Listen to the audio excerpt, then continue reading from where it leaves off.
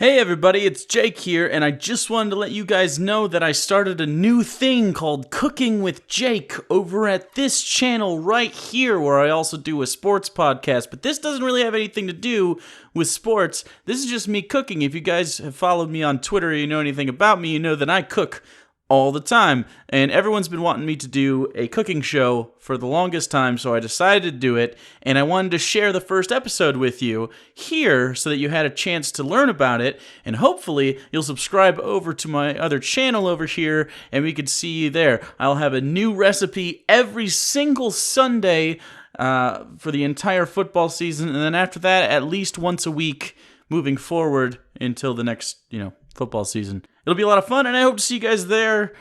Please enjoy. The winds of change are blowing in, fellow fanatic of fall-time festivities. The game we all love more than hand jobs and cold beer begins. We'll gather around the televisions, bars, and stadium, ready to watch the gladiatorial drama play out before our very eyes. We'll fill our bellies with Budweiser and cheer for other men doing things we can't do ourselves, and we'll love it, goddammit. It's the American way. On Sunday night, the 11th of September, we celebrate the beginning of a new tradition. A tradition that can't be a tradition if you don't watch the rest of this, so please watch because I put a lot of work into this. A recipe inspired by two juggernauts of the gridiron, the New England Patriots and the Arizona Cardinals. Men, women, football fans, I give to you Spicy Clam Broncos.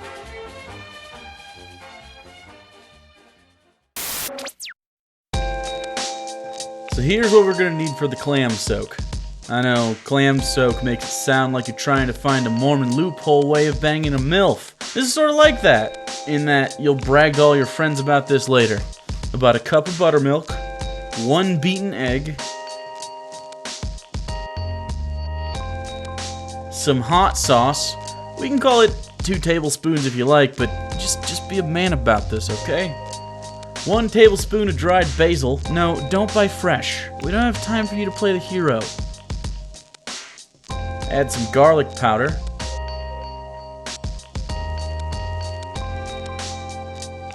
And of course, some white pepper, because it has more privileges, and these are clams, which are a classy white people food. Put a whole can of clams in there. You could go for fresh, but we're deep frying these and they taste fine. I told you don't have time for heroes. Also, drain them like 70% of the way, but keep some of the clam juice in the can because it makes the buttermilk taste clammier. Yes, clammier is a good thing. Shut up. Now we move on to the kick-ass slaw, which is named such because I don't have money for a marketing team, and I'm not very creative.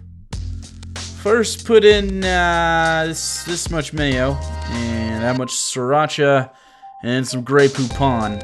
I will not accept these off-brand knockoff Poupons. I will have my Poupon in gray, or not at all, sir.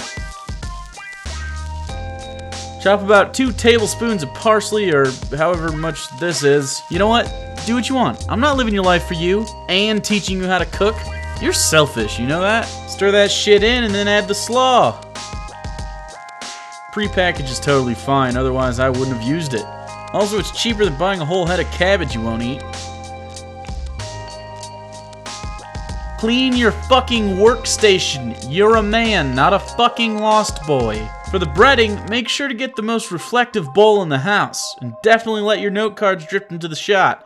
It makes it feel real. Add equal parts flour and cornmeal, about half a cup each. You could also go with 1/3 panko, if you're into Asians. Add some basil to that shit. More garlic, some cayenne pepper, and of course, the less privileged of the 2 peppers, fresh cracked black pepper. Really work the shaft. Helps it come out faster. Also, add some paprika, hot or regular is fine. Then about 2 teaspoons of salt, or just coarse salt if you're a Jew or something. Although if you're a Jew, you wouldn't be eating shellfish, would you? It's not a joke.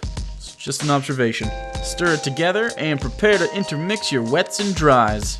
Thanks, Dr. King. Without you, this wouldn't be possible. Scoop those fuckers out with your hand because you're a man. A man that happens to have forgotten his slotted spoon. Dump those clams into the flour. If it helps, pretend the flour is a hot bath, and you're Casey Anthony. The clams fit snugly into your trunk for an easy on-the-go snack. Toss them around like an NFL running back's wife, and now we're ready to fry.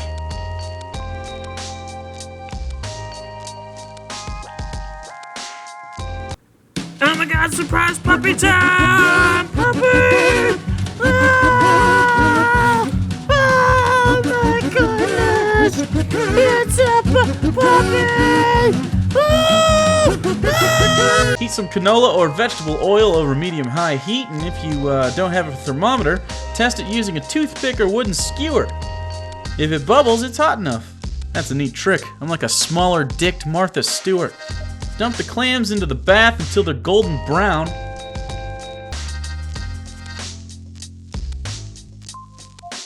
And then drop them on a paper towel because we're classy fellows trying to watch our waistlines.